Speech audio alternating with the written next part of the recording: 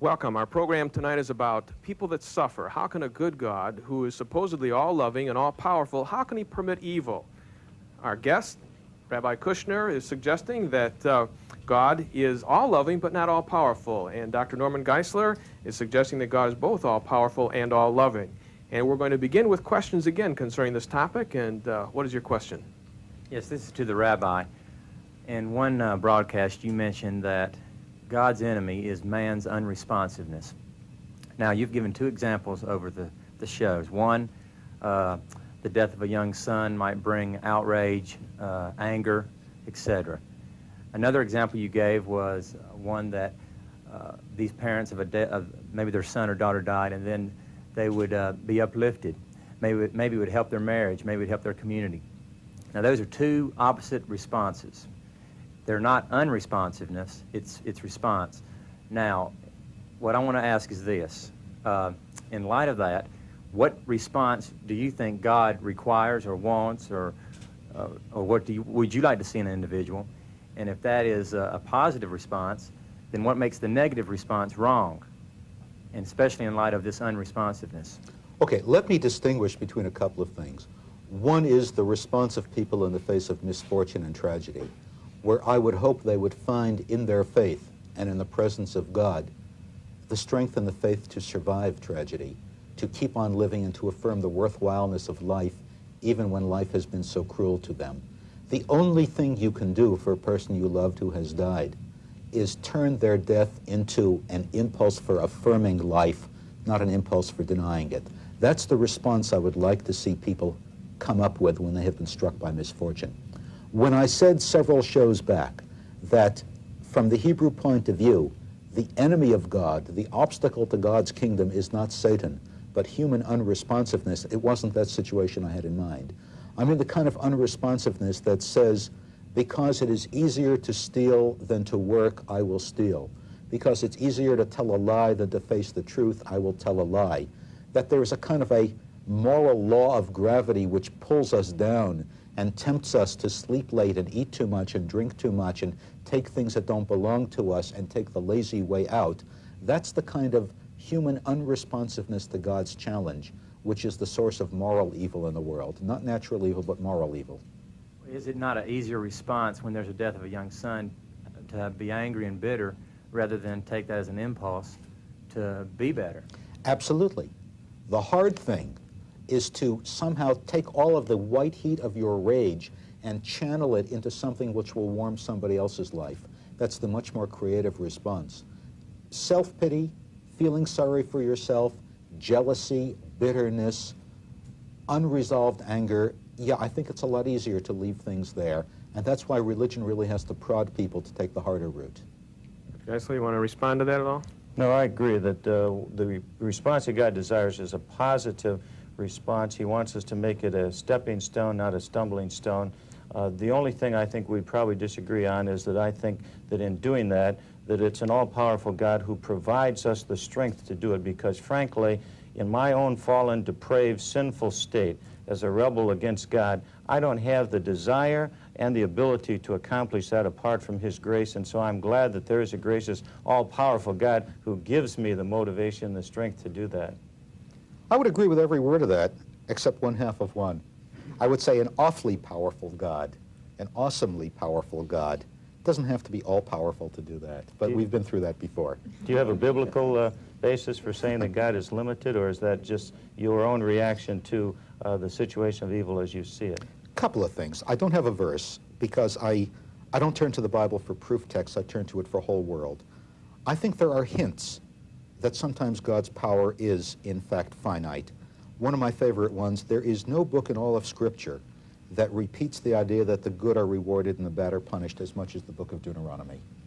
And yet in Deuteronomy you have this very fascinating passage which says when the Israelites go to war, the high priest is supposed to say, if there's any man here who has affianced a woman and not wed her, who has built a house and not moved into it, who has cultivated a vineyard and not tasted its wine, let him go home lest he die in battle. Now, if you believe that God is in charge, if you believe that God controls everything that happens, the high priest ought to take the new bridegrooms and the new homeowners and the vineyard owners, put them up on the front lines and depend on God to keep them safe. If you believe that nothing tragic happens in the world unless it serves God's purposes, why do you have to send those people home whose death would be tragic? Why can't you count on God to keep it safe? That's one dimension of proof. The other is simply that on every page of the Hebrew Scriptures, the text shouts out to me that God stands for justice and morality. And therefore, when I see something which, to my biblically educated soul, is unjust and immoral, I cannot attribute that to God. I have to find the origin, the roots of that elsewhere. Well, I agree that the entire text shouts out for God's justice, but what you need to do is show that the entire text shouts out for God's finitude, and you haven't done that. You objected to proof texting, but you gave one isolated proof text of a view in which the entire text shouts out to the contrary, that I'm the sovereign God who created heaven and earth, that I can supernaturally intervene and deliver people, that I am sovereign and no plan of mine can be thwarted, as the book of Job. I think the entire text shouts out for God's all-powerfulness, not against it. I think where I differ from the question which the gentleman posed is, I don't want to be painted theologically into a corner where I have to perform an act of emotional dishonesty, where if a child or a parent or a wife or a brother dies, for me to say, isn't that wonderful, they have graduated to be with God, I would object when I to don't that feel too. that it's I think wonderful. Dr. Geisler would Yeah. as well. I think Okay, Paul, that's really Jesus- what I'm saying. Yeah. Well, if that were the only basis for it, I think we'd all agree again with Freud that it would be simply an illusion. But what if God revealed that in his presence is fullness of joy, and at his right hand are pleasures forevermore, as he did in Psalm 16? What if God revealed, as he did in the Old Testament, precious in the sight of the Lord is the death of his saint? Then it seems to me that he has revealed to us that there is a life and there is joy beyond the grave, and there's no reason we should deny ourselves of that joy in the light of the tragedy of life. We should encourage ourselves with that joy. Norman, are you happy when somebody you love dies? I am not happy with how they died, but I certainly am delighted with where they went. And I think we have to distinguish in the way in which someone dies and the destiny to which they go when they die. With the Okay, fact also of freedom being involved in that I whole could be discussion. happy with where, I'm a little uncomfortable with when. I mean, couldn't they have received their promotion 30 years later? I'm uncomfortable with when, too, but my discomfort is not a proof that their death was unjustifiable, particularly if there is a God who plans the end from the beginning, who has our best interest at heart, and who has the power to bring it about. Okay, I think we're really getting down to one of the fundamental divergences between your view and mine. My sense is the theological promise of an afterlife is simply not substantial enough to counterbalance the pain of a tragic death in this world. But if there were an afterlife, as you said, I think, on a previous program, and if there were a reward for good and there were a punishment for evil, that would indeed solve the problem for you. It's just that you have doubts as to whether there is one. And I have some very sincere pain in confronting what goes on in this world, and it would have to be quite a balancing act to make up for all that pain. All right, let's talk about the evidence for that balancing act when we come right back, but we need to take a break.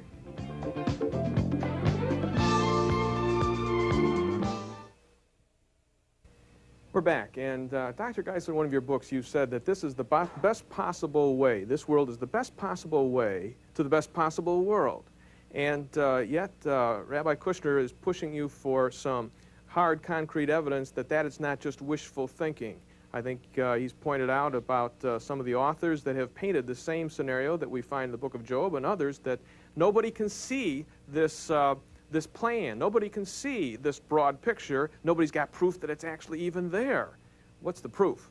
I think the proof is the history of the Jewish people in the Old Testament and the incarnation of Christ in the New Testament. If you look at the history of the Jewish people, the tragic history, the suffering they went through in Egypt, the deliverance of God, the miraculous deliverance, the declaration that he's a God who created heaven and earth, that he can supernaturally intervene, that he gave prophets messages hundreds of years in advance that were fulfilled literally, and then we come to the New Testament that Jesus Christ fulfilled these, claimed to be the sinless Son of God, proved it by the resurrection from the dead, which was witnessed by over 500 people. We have over 5,000 documents supporting that New Testament claim, and dozens of people who have looked into it have been converted. It's open for anyone else who wants to look into it. But you don't accept that evidence. No, I don't. It's, Would you admit that it's some evidence? I think for the person who wants to be persuaded, it's more than ample to persuade him that he's not simply engaged in wishful thinking. Let me ask For the you then, person who's skeptical, I think it falls short. If you say that, Yes. say that, let's stop right where you're at. If somebody says Moses didn't live, is there any evidence to the fact that Moses lived? You mean, do we have an autographed picture of him? No, we don't. Do we have any evidence? No. Does it make any difference whether So a man... Moses is an imaginary figure. No, wait a minute. The joke we used to say in seminary is that there was never such a person as Moses. The Bible was written by somebody else by the same name.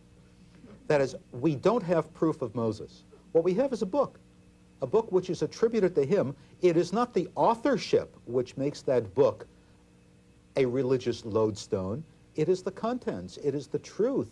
It is the pulsating vision of the book. Whether Moses wrote it or somebody else by the same name wrote it, it doesn't matter whether he lived.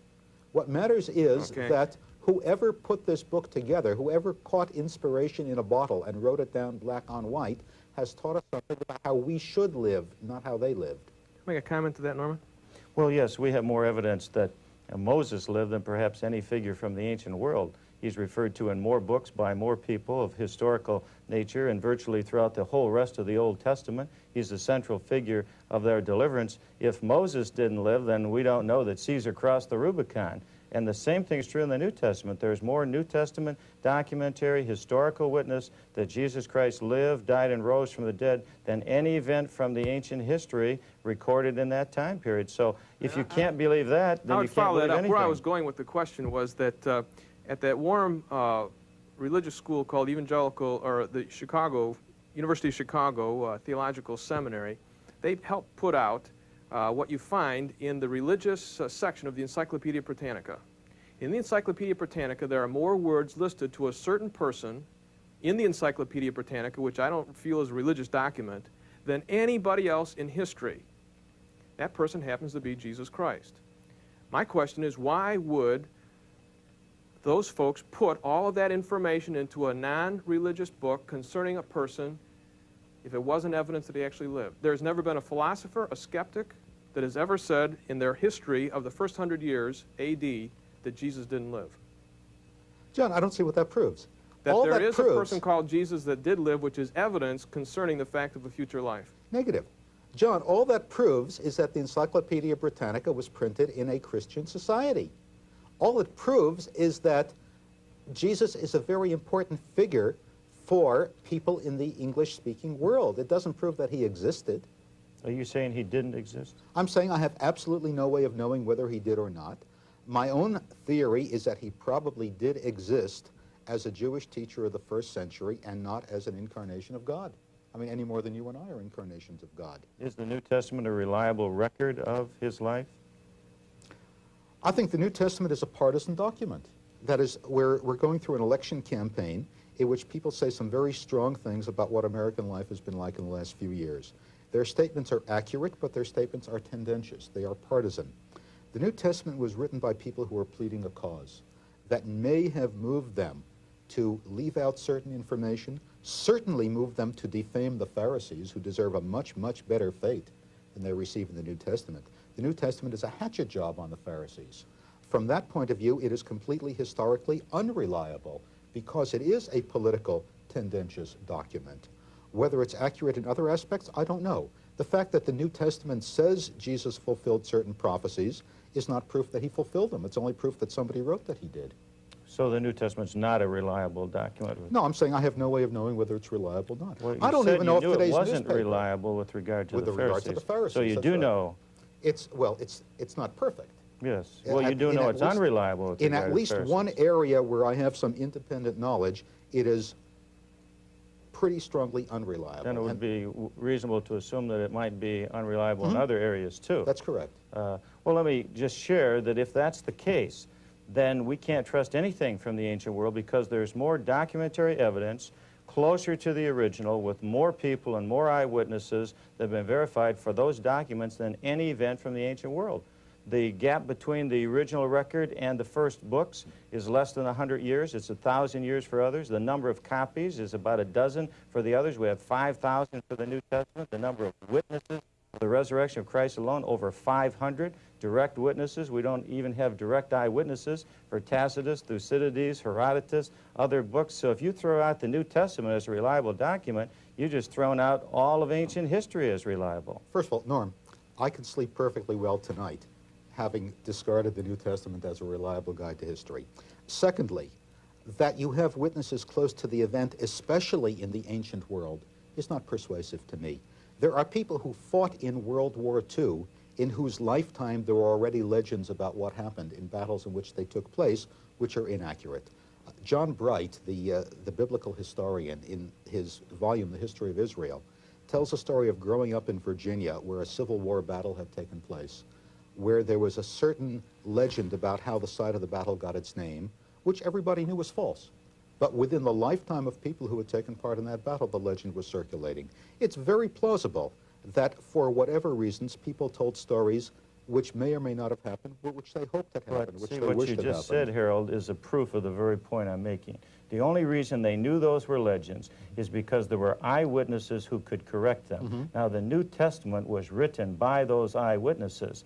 Therefore, the very point you're making substantiates the accuracy of the New Testament. No, because there were other people who are contemporaries of the authors of the New Testament who denied the fact that Jesus was an incarnation of God and rose from the dead. But there were no people who were contemporary eyewitnesses of the events who lived with Christ day and night for 3.5 years, who saw the events, who said that. There were people who recorded it on the basis of secondhand information. Even Josephus, however, admitted that the immediate disciples of Christ believed that Jesus died and rose from the dead. Sure. He was not an eyewitness to disprove it. I admit that they believed it. Okay, if the immediate eyewitnesses did it, and if the eyewitnesses are the key to correcting legends, then you should use that eyewitness testimony to correct that legend that Jesus didn't really live and die. But how is somebody an eyewitness to a non-event? How can somebody come forward and say, I was there and there was no resurrection? Well, how can you testify to something that didn't happen? You could produce the body of Jesus. They never found the body. They found an empty tomb. You could produce. How do you know they found an empty tomb? Because it's still empty. And because, what do you mean it's still empty? And because the eyewitnesses from the first century on testified to being empty, and because the authorities in the first century who wanted very much to prove that Jesus didn't rise from the dead, who had the tomb sealed and had their guards there, could have easily produced the body had there been a body. But the only testimony to that is a Christian document itself. That's like the joke we used to tell in seminary, that in biblical days they had transistor radios because we haven't found any electric sockets. Doesn't make the document unreliable because it's a Christian document any more than it would make it unreliable if it were a Jewish document. Well, it would. Makes it reliable if it's an eyewitness document, cross-checked by many eyewitnesses that is contemporary of the events, and that's what we have. No, but by definition, all the people who affirm the resurrection are believers, and all the people who deny it are non-believers. But they weren't always. There are many more non-believers than believers. Was Thomas a believer? Was James a believer? There were several people who weren't believers who were convinced by meeting Christ, and besides that, simply because one believes that he saw a murder occur doesn't make him an unreliable witness to testify on behalf of seeing the murder. No, but somebody who has an emotional vested interest in convicting somebody, I think his testimony is suspicious. But you're assuming that those people had an emotional vested interest. The record says the exact contrary. It says they wanted to disbelieve it. They had to be convinced. Thomas had to put his finger in his hand in his side. Some of them were skeptics. They did not have that emotional vested interest. Again, the only testimony that any of that happened, the only testimony that Thomas did that, comes from the documentary of people who are trying to affirm the resurrection. But see, that's like saying in a witness at a trial, now apart from these 5 eyewitnesses, you have a very poor case. Of course we have a very poor case if we eliminate all the eyewitnesses. No, but what about the attorney who says, apart from these 5 eyewitnesses, we have 20,000 eyewitnesses who said that they never saw any evidence of it? Well, if you can produce 20,000 eyewitnesses who never saw any evidence in the New Testament, then you just converted me. Okay, what about the rabbis in the Talmud who were contemporaries, who lived in the same country at the same time, and regard Jesus as a well-intentioned Jewish man who was put to death by the Romans, were in Jerusalem that Passover, and didn't see a resurrected Jesus? The question is not whether somebody didn't see a murder. The question is whether somebody did see it. You don't convict somebody because somebody wasn't there to see the murder. You convict them because there were people there who saw the murder. That's a strange twist of logic. But if he came to life again, why was this not persuasive to hundreds of thousands of people It who were in the same exactly city at the was. same There were time. 3,000 people converted within a month in the very city in which it happened, and then thousands No, more just I'm later. sorry, Norm. There is a Christian document which says there were 3,000 people And converted. there is a man named Ramsey who spent 20 years of his life researching the man who wrote that document and his other book, who concluded he was a first-rate historian. He made not one single mistake. Have you read St. Paul, a traveler and Roman citizen? And he was not a scholar that was of the Christian ilk. He was at the School of Tübingen in Germany, and he actually set out to write that book to disprove it. Now, at that point, you have a man that came to the evidence via the archaeological truthfulness of the book of Luke when he started out to disprove the whole thing. John, I don't believe anybody living in the 20th century can prove or disprove what happened in the first century. Now, what we're saying is the question is there the probability, is there evidence, just like is there evidence for believing that Abraham Lincoln lived? The question is, we could say, well, I've never seen Lincoln, but do we have evidence that would make the probability so that intellectually I could say, yes, this is an option that I should go with? I just don't think you can compare standards of truth 1,900 years ago to standards of truth 100 years ago. And in terms of prophecies, Norman, isn't there a conspicuous prophecy in the book of Isaiah that when the Redeemer comes, we'll have a world of peace and nonviolence? I think the reason Jews have not been persuaded is not because they did or didn't have enough eyewitnesses, but because the kind of world which the Redeemer was supposed to usher in has been conspicuously absent. Well, let me share with you the explanation for that. The Old Testament predicts that the Messiah would come and suffer, Isaiah 53, that they will look on him whom they've pierced, Zechariah 12, and it also predicts that he will come and reign and there'll be an era of perpetual peace. Now, the only way you can do both is to come and suffer and die, rise from the dead, and come back and set up that kingdom. That's our hope as a Christian. And that what guarantees the hope for us is that he fulfilled the first part of it, so we have every reason to look for the second part. Yes, but you see, what leaves a lot of people skeptical is that they're waiting for the second part. It's not very impressive that he fulfilled the prophecy that they would cast lots for his clothes, when the major purpose of the Messiah was to bring about a world of peace and justice. But I think the hope that we have is guaranteed by the fact that the prophecies were fulfilled literally and accurately with regard to his dying. You can't both die and reign forever unless you come back to life. So we have every reason to believe the rest of them will be fulfilled because he did fulfill the first ones. We're still waiting. So are we. But we wait with evidence for waiting and with hope that it will come about by the God who created the universe and who has the power to bring it about. Gentlemen, I want to say thank you on behalf of all of us as well as all the folks that are watching these programs. Thank you for sharing with us so intimately, and thank you for being our guests.